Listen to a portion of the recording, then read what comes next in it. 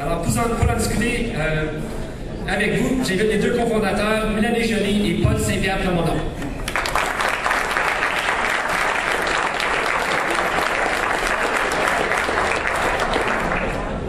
Et donc, on pense que c'est dans ce cadre-là de diversité que les idées les meilleures vont jaillir et non pas dans un contexte d'uniformité idéologique où est-ce que tout le monde pense pas mal de la même manière avant que ça commence. Alors, donc, ça, c'est très important de retenir ça. Et en ce moment, on s'est lancé dans la tournée du Québec. Et donc, non seulement on croit à la diversité idéologique, la diversité culturelle, mais on croit aussi à la diversité régionale. On s'est rendu compte à un moment donné, faute de moyens, parce que le premier numéro, on l'a distribué à nos amis qui l'ont donné à leurs amis, mais c'est resté à Montréal. Et donc, on s'est lancé dans la tournée du Québec en disant, nous, la diversité, on y croit, et la diversité, ça passe aussi par la diversité régionale. Il faut que chaque région du Québec ait l'opportunité de s'exprimer, de prendre sa place dans cette plateforme-là et fasse partie du dialogue. Et donc, d'ici à la fin juin, on va avoir parcouru toutes les régions du Québec, 18 villes, et on fait la présentation qu'on fait en ce moment à chacun des organismes, soit communautaires, en entrepreneuriat, gouvernementaux.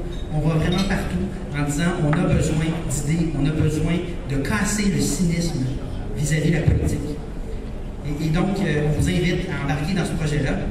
Je laisse Mélanie parler de la finalité après la tournée du Québec, qui est notre sommet, notre espèce de power d'idées. En effet, vous parlez du Power d'idées. Environ l'hiver prochain, Génération d'idées, on va organiser un grand sommet. Chacun d'entre vous dans cette salle y sera.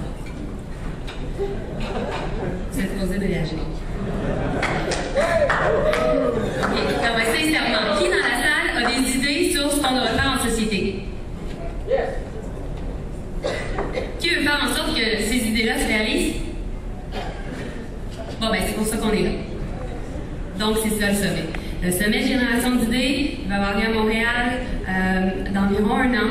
On planche tout l'été là-dessus. On voit la logistique et la mise en œuvre à l'automne. On veut faire en sorte que ça soit le grand rassemblement pour notre génération, pour arriver avec de nouvelles façons de traiter de nos défis collectifs. Parce qu'on est convaincu que les mesures qui sont offertes présentement ne sont pas nécessairement les bonnes mesures pour faire en sorte qu'on puisse réaliser nos propres projets de société. Alors, venez nous rencontrer au kiosque. Paul et moi, on est là. On vous donne un numéro qui vaut 5,95. Et puis, ça va nous faire plaisir d'échanger avec vous. Convaincu que dans notre génération, avec l'entrepreneuriat social, l'économie sociale, la coopération internationale, ce mouvement-là dénote une nouvelle mentalité par rapport à ce qui est l'épanouissement puis la réalisation de ça. C'est que finalement, les jeunes sont tout aussi engagés politiquement. Ça revient à ce que tu disais tantôt, c'est qu'on est autant engagés politiquement. C'est juste que la structure actuelle de la politique ne nous convient plus, sauf que ça va être plus dans des mouvements soit très locaux ou mondiaux qu'on va s'impliquer, mais peu nationaux. Les revenus. C'est le rôle d'une place comme Génération d'idées de parler de ça parce qu'on est censé être capable de pallier à ce que les politiciens ne veulent pas faire. Pour des raisons de sondage, de popularité, tout ça. Je m'excuse. Moi, je connais pas beaucoup cet aspect-là. Je connais vraiment la base là-dessus.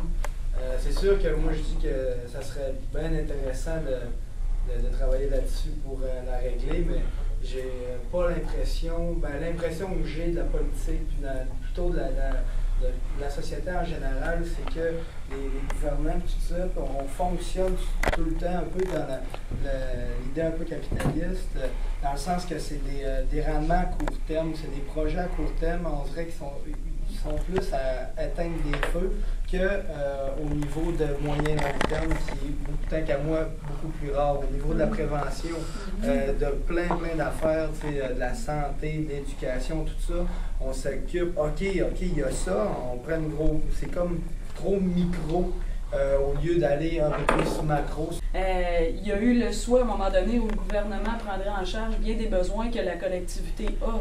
Mais encore une fois, on est pris là-dedans. Maintenant que le gouvernement a voulu justement répondre à nos besoins comme ce qu'on lui a demandé, bien là, on est rendu avec le fait qu'il nous offre des services, mais qu'en échange, on a une dette qui grossit.